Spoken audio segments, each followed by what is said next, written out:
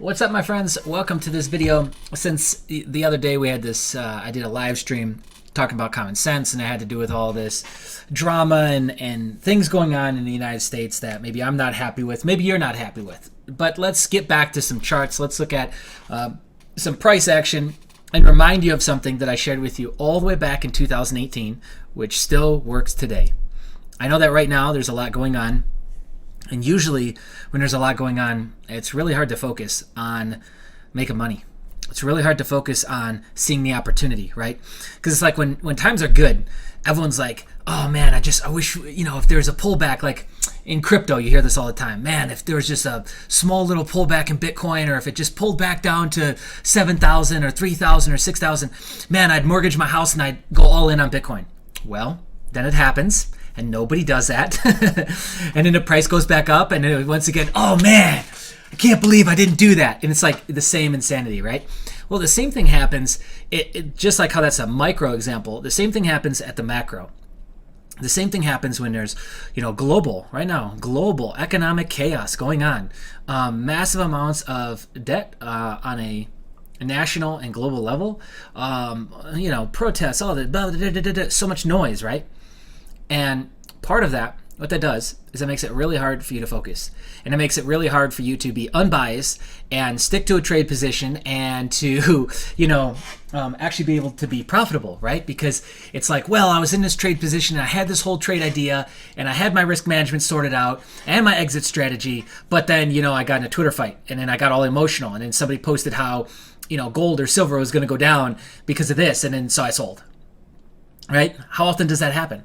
So it really takes, the thing that sucks about trading is it takes time to master your emotions. It takes time to throw yourself into the fire and then be able to see how you're going to handle it and see how you're going to behave.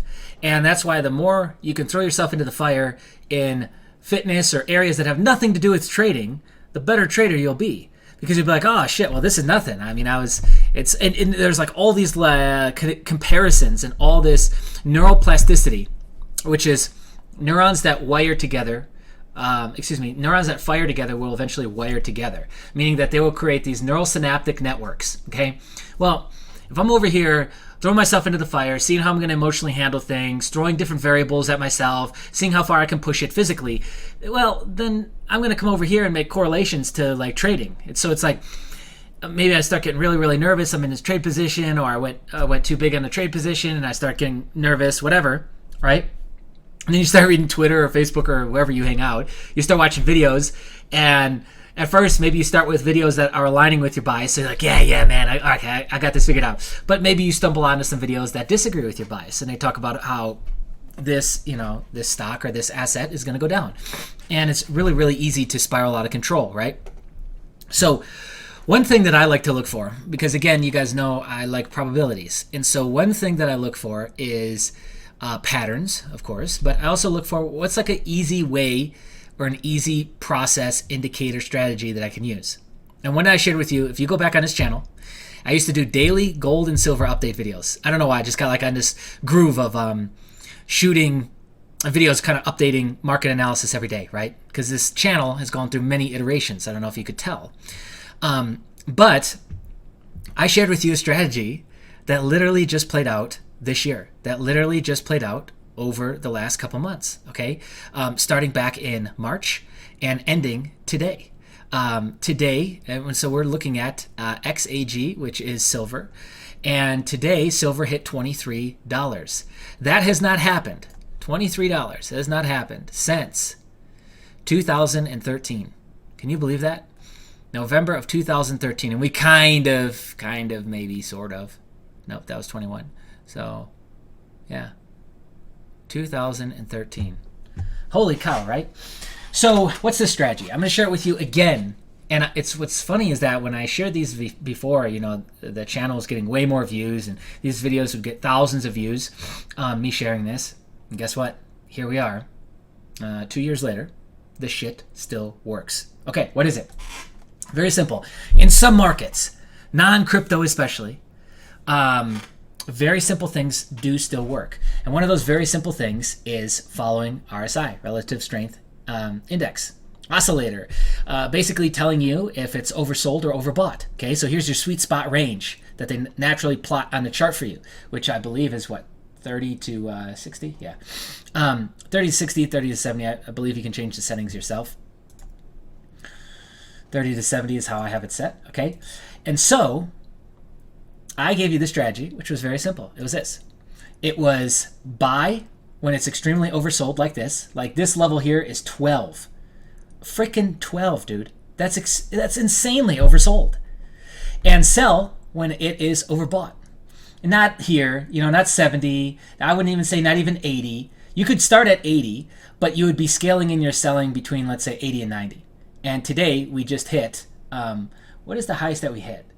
It's showing 90 on the daily, but I know that if I were to go to smaller time frames, I think it hit 92 or 93. Very high, right? Oh my gosh, almost 100 RSI. That's insane. And now for crypto traders and Bitcoin enthusiasts, you're like, yeah, dude, Jay, what are you talking about, man? Like, oversold, overbought, that does nothing. You could never trade off of that on Bitcoin. But on silver, you can, okay? So you would have sold here. Sold a little, or maybe sold a little bit here, sold a little bit here, held on and said, okay, I'm going to sell the rest here, especially today, since we're hitting 90. Maybe you said, okay, I'm going to sell the rest of it. How accurate is this? Well, we're on a daily chart, and it's still accurate when you zoom out even more. You get on a 2-day, 3-day, weekly, and monthly, but there'll be less opportunity. So it just depends on how often you want to pay attention to this, okay? Which I know a lot of people buy gold and silver, and cut a hole in the drywall and bury it, and then just forget about it. And that works too.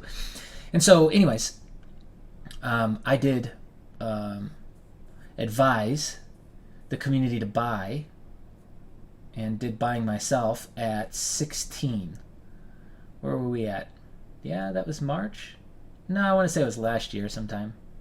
So it must have been, back here in 19. This is when I think I was talking about it and advising it. But okay, so let's back test this. How accurate is this, Jay? Okay. So let's say, again, here would have been some buying points. Maybe you, and again, you can set your own rules with this. There are no rules. It's just basically when the shit's really oversold, buy it. And when it's really overbought, sell it. Or never sell it. I don't know. It just depends on your portfolio strategy, right? But you get what I'm saying. So we would have done the same thing back here. We would have bought. If you wanted to be flexible, maybe you bought there and there as well. And where did you start selling? Well, you sold some here, and then you held on, and you sold some here, and maybe you sold the rest there. And you said, forget it, man. I'm just going to let it go. And then, and look at this. This is the span of years. This is 2018. So I would have held it from July of 2018 and sold January 2019. July and September. And then I wouldn't have bought again, which makes some people nervous. I don't know. Some people don't care. But again, you're a money manager. I'm going to assume all of you, whether you have some portfolio, whether it's $10 or $100,000 or $1 million, you're a money manager, okay? No matter how you break it down. And then you wouldn't have bought again until March of 2020. And man, that was a sweet spot to buy in right there. And it's not just hindsight. Oops. We're not just operating off of hindsight. What am I doing? There we go. Okay, let's hide this. This is what you would have seen. You would have seen, like this is today, let's say, oversold to an insane degree for a couple days. We would have seen just a massive dip. And if you'd been paying attention to silver at all, even if this was your very first trades way back here, you would have been like, holy shit, dude, silver's only $11, right? Because think about how long maybe you've been paying attention to Bitcoin, or maybe you've been paying attention to any other risk asset classes. You know like what the highs are, what the lows are, like what the regular range kind of is. And you would have been sitting on cash, let's say, for all this time from September of 2019 to March of 2020. And look at what's happening globally, is there's a global pandemic going on, the Fed's printing tons of money. You would have been like, holy shit, I've got to buy. If you're paying attention to any degree. And especially like, let's say you weren't paying attention, you're like, oh, maybe I'll go lower. Maybe I'll go lower. I want to wait, right? This is where we are, right? And I got hike and the sheet candles turned on, right? Because it just helps smooth out the price action a little bit better. That's why I like this, but yeah, we can go with regular. Where's the regular? Right? Yeah. You sent me all the way back there. Okay, let's just say you didn't use Heiken Nishi. You used regular. Okay? You would have bought right there, wouldn't you have? I mean, come on. It's a reversal candle. It's showing you that momentum is starting to shift. Right? And so you would have gotten in there somewhere in the 11 to 12 range. And then you would have held out. You would have sold. Sold some. So right in here at 17, $5 profit, depending on if you used any margin. $5 profit, $8 profit, excuse me, $6 profit. And then here we go.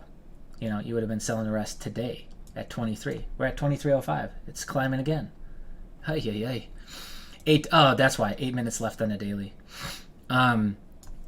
Okay, so let's keep going back though, right? And I've showed this before. Every day I literally was showing the same shit in the video, and it's this. So you could go back to 2018. I think it was July through August. I shot maybe a dozen videos, literally showing the same thing. So same thing here, 2017, December 2017. So we would have had 3 buying times, and again we're getting a little too close to 30 for my liking. And you would have held on to that. Maybe you would have just bought up some more here, and you might not have sold until all the way over here. Okay? You might have sold a little bit here. Here we go. Here's another prime buying opportunity. November 2015.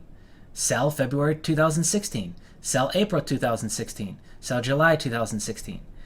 And I know what you're thinking. Some of you are probably thinking like, oh, Jay, well, what about a bull market? Well, let's go back to, what is this, 2011? Yeah, that's what we want. 2011, I think this is our all-time high, 49 bucks. Okay? Right? Yeah. Going back to, well, historic data anyways. We have no clue what silver went for in medieval times and what that dollar would be worth today. So again, just bear with me. So, yeah, that doesn't work in a bull market though. Well, I'm sure you'd agree. Look at this. Look at this. 184%. That's pretty big bull market, right? It was still working. What's this right here? Right? Before it even started, 2010. Ooh, what's this? August 2008, September 2008. Was that the best buying price too? No. And that's what I want to make clear. I want to make something crystal clear. That doesn't represent the best buying price.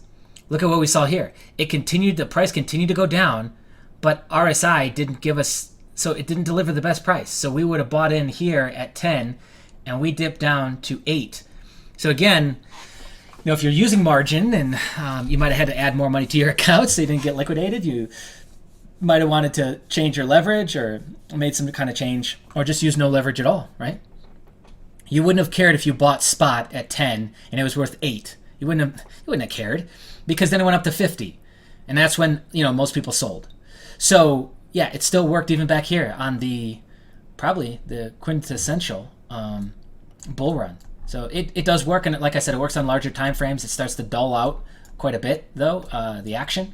And you miss quite a bit of opportunities. And I'd say daily is probably a good spot to be at. You wouldn't want to get more zoomed in than probably a 4-hour chart. But the strategy still works. I mean, here we are today, proof of that. Just this year, you would have had, and what is this? Let's measure this. And again, let's just say you didn't get the bottom, because everyone's like, man, I don't want to catch the knife. No, let's just say you didn't, and you got right in there, 11.98. And you sold right now. You watched this video. And you sold. It's 92%. Without leverage, it's 92%. Pretty good, right? Pretty good. Pretty simple strategy. I don't got to be like some trading expert. I can just be like a regular guy who works like a job and shit, right?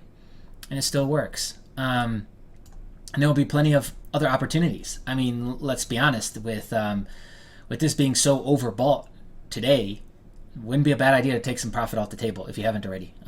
But anyway, so I wanted to share that with you. Hopefully this is valuable for you. If it is, resubscribe. If you're following this video, resubscribe.